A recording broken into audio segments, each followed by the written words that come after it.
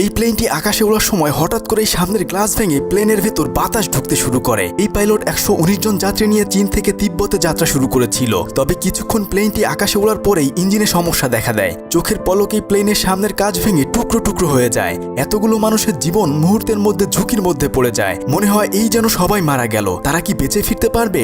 এমনই এক সত্য ঘটনা নিয়ে নির্মিত হয় দ্য ক্যাপ্টেন সিনেমাটি। তো চলুন গল্পটি শুরু করা যাক। লিও একজন দক্ষ পাইলট। সে অনেক বছর ধরে বেশ সুনামের সাথে বিমান চালিয়ে আসছে। প্রতিদিনের মতো সে গোসল করে এয়ারপোর্টে যাওয়ার জন্য রেডি হয়। কিন্তু আজকের দিনটা অন্যান্য দিনগুলোর থেকে একটু বেশি আলাদা, কেননা আজকে তার একমাত্র মেয়ের জন্মদিন। সে তার মেয়েকে অনেক ভালোবাসে। তার মেয়ে তখন তাকে অফিসে যেতে দিতে চায় না, কিন্তু কি আর করা, দায়িত্বে তো আর অবহেলা করা যায় না। তাই সে অনিচ্ছা সত্ত্বেও এয়ারপোর্টে রওনা দেয়। যাওয়ার আগে সে মেয়েকে প্রমিস করে রাতে এসে তারা একসাথে জন্মদিনের কেক কাটবে, তাকে নিয়ে রাতে ডিনারে যাবে এবং অনেক অনেক মজা করবে। তার মেয়ে তখন লিওকে কাজে যেতে দেয়। এয়ারপোর্টে এসে লিও তার সবকিছুর দায়িত্ব বুঝে নেয়। সেদিন লিও এর কো পাইলট হিসেবে ছিল কাই নামের একটি ছেলে।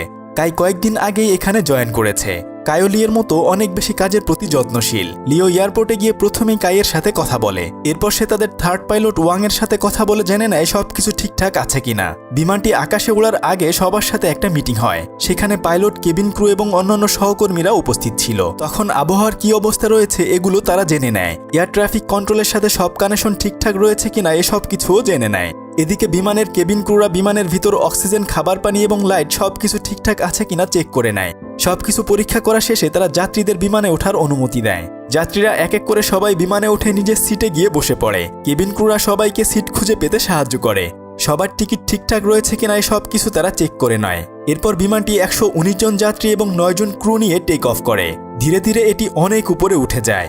বিমানবালারা তখন সবাইকে মোবাইল ফোন ব্যবহার করা নিষেধ করে দেয়। তারা সবাইকে সিট বেল্ট পরে নিতে অনুরোধ করে, কিন্তু নিষেধ সত্ত্বেও এক যাত্রী মোবাইলে কথা বলতে থাকে। এই নিয়ে এক কর্মীর সাথে তার কথা কাটাকাটি শুরু হয়ে যায়।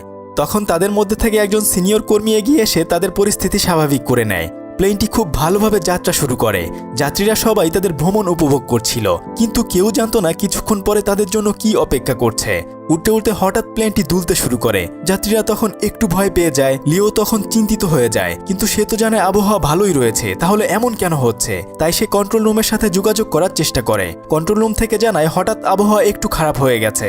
কন্ট্রোল রুম বিমানটিকে আরো উপরে নিয়ে যেতে বলে। তাদের কথা মতো লিও তখন বিমানটিকে কিছুটা উপরে নিয়ে যায়। উপরে গেলে বাতাসের চাপ কিছুটা কম হওয়ার কারণে পরিস্থিতি ধীরে ধীরে ঠিক হয়ে যায়। কেবিন ক্রুরা যাত্রীদের তখন খাবার দেয়। পরিস্থিতি স্বাভাবিক দেখে লিও কিছুটা নিশ্চিন্ত হয়। সে ককপিট বসে কাইয়ের সাথে কথাবার্তা বলতে থাকে। হঠাৎ করে তারা একটা বিকট আওয়াজ শুনে। সামনে তাকিয়ে দেখে উইন্ডশিল্ডে ফাটল ধরেছে। লিও এবং কাই আবার চিন্তিত হয়ে পড়ে, কারণ তারা বুঝতে পেরেছিল পরিস্থিতি মোটেও স্বাভাবিক নেই। তাই তারা আবার কন্ট্রোল রুমের সাথে যোগাযোগ করে। কন্ট্রোল রুম তাদেরকে আবারও বিমানটিকে আরো উপরে নিয়ে যেতে বলে, কিন্তু তাদের কথা শেষ হতে না হতেই অনেক জোরে শব্দ করে পুরো কাচ ভেঙে সামনে এসে পড়ে। তখন প্রচণ্ড বেগে বাতাস এসে লিও এবং কাইয়ের চোখে মুখে লাগতে থাকে।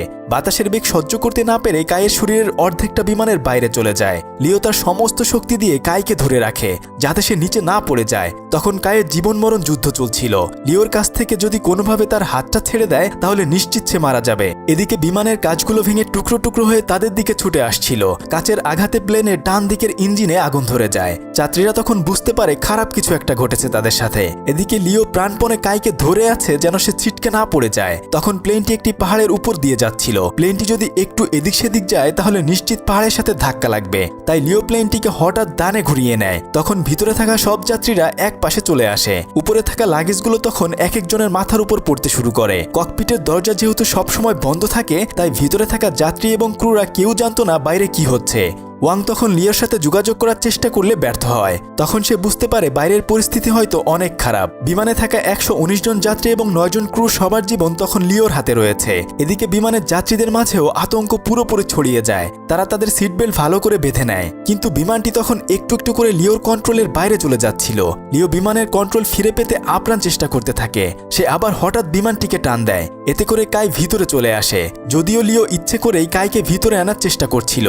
তখন কাইকে সে ভিতরে আনতে পেরে মনে একটু শক্তি পায়।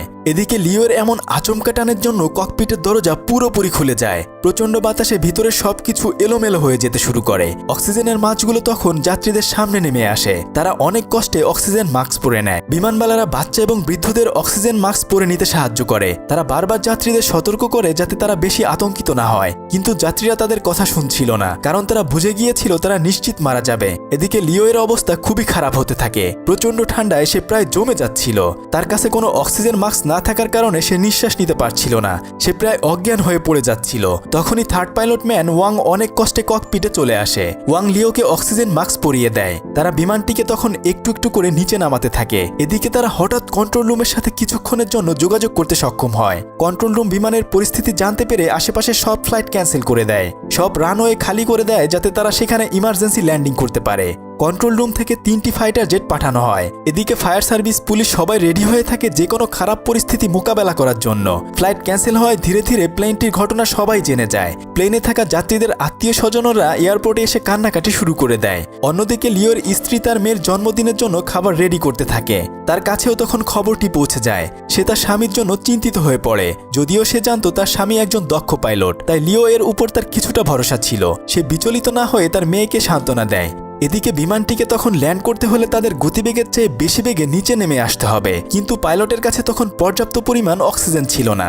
বিমানটিকে 3000 মিটার উপর থেকে নিচে নামাতে পারলে পর্যাপ্ত অক্সিজেন পাওয়া যাবে, কিন্তু সেখানে থাকা তিব্বত পাহাড়ের উচ্চতাই ছিল 4000 মিটার। লিও জানতো তাদের কাছাকাছি একটা এয়ারপোর্ট আছে, কিন্তু সেখানে ল্যান্ড করতে হলে বিমানটিকে প্রচণ্ড ঝড়ের মধ্য দিয়ে নিয়ে যেতে হবে। কোনো উপায় না পেয়ে লিও ঝড়ের মধ্য দিয়ে যাত্রা শুরু করে। তখন বিমানটি চক্রাকারে ঘুরতে থাকে, কারণ তখন মাত্র একটি ইঞ্জিন চালু রয়েছে। এদিকে প্রচণ্ড বেগে বরফ আর বাতাসের কারণে পাইলটরা সামনের কোনো কিছুই দেখতে পাচ্ছিল না। বিমানে থাকা যাত্রীরাও আস্তে আস্তে ধৈর্য হারিয়ে ফেলে। একজন যাত্রী তখন সিট রেখে উঠে আসে সামনে কি হচ্ছে সেটা দেখার জন্য।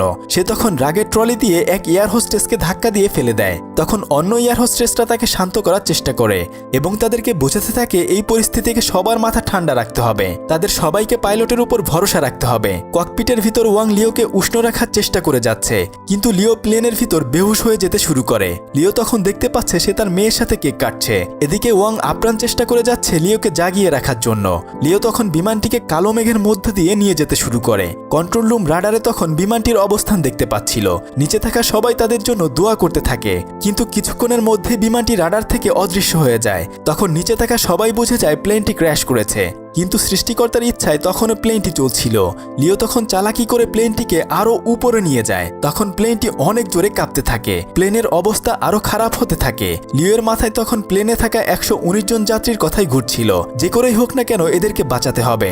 এরপর আস্তে আস্তে বিমানটি মেঘের ভিতর দিয়ে বাইরে আসে। যাত্রীরা তখন মৃত্যুকে এত কাছ থেকে দেখে ভয় পেয়ে যায়। অনেকে তখন তাদের কাছের মানুষের জন্য ভিডিও করে রেখে দেয়। তারা মনে করে এবার হয়তো নিশ্চিত তারা মারা যাবে। লিও বিমানটিকে একটু একটু করে নিচে আনতে সক্ষম হয়। এরপরে তারা কন্ট্রোল রুমের সাথে যোগাযোগ ফিরে পায়। কন্ট্রোল রুম তখন তাদেরকে ইমার্জেন্সি ল্যান্ডিং করতে বলে। সবাই তখন ক্র্যাশ ল্যান্ডিং এর জন্য প্রস্তুতি নিতে থাকে এবং ফাইনালি প্লেনটি মাটি স্পর্শ করে। কিন্তু লিও তখনও চিন্তামুক্ত হতে পারেনি, কারণ ওই রানওয়েটি ছিল অনেক ছোট। এদিকে বিমানটির গতি তখন অনেক বেশি ছিল। লিও অনেক চেষ্টা করেও বিমানটির গতি কমাতে পারছিল না। যাই হোক, অবশেষে রানওয়ের একদম শেষে এসে প্লেনটি থেমে যায়। এমন দৃশ্য দেখে সবাই কান্না করে দেয়। লিও মাইক হাতে নিয়ে এমন পরিস্থিতির জন্য সবার কাছে ক্ষমা চায়। প্লেনের সবাই তখন লিওকে ধন্যবাদ জানায় এত রিস্ক নিয়ে বিমানটি ল্যান্ড করানোর জন্য। যাত্রীরা তখন বাইরে এসে তাদের প্রিয় মানুষগুলোকে জড়িয়ে ধরে কাঁদতে থাকে। হয়তো আর কখনোই তারা এই মুখগুলোকে দেখতে পেত না, তাই তারা তাদের আবেগ ধরে রাখতে পারছিল না। লিওর এমন বীরত্বের জন্য সবাই তাকে সাহসী পাইলট উপাধি দেয়। লিও তখন তার স্ত্রীকে ফোন করে এবং বলে সে কিছুক্ষণের মধ্যেই বাসায় আসছে। বাসায় এসে সে তার মেয়ের জন্মদিন পালন করবে। এভাবে 119 জন যাত্রী এক ভয়াবহ প্লেন ভ্রমণের অভিজ্ঞতা নিয়ে যে যার আপনজনের কাছে ফিরে যায়। এমন সিচুয়েশনে পড়লে আপনি কি করতেন অবশ্যই সেটা কমেন্ট করে জানান।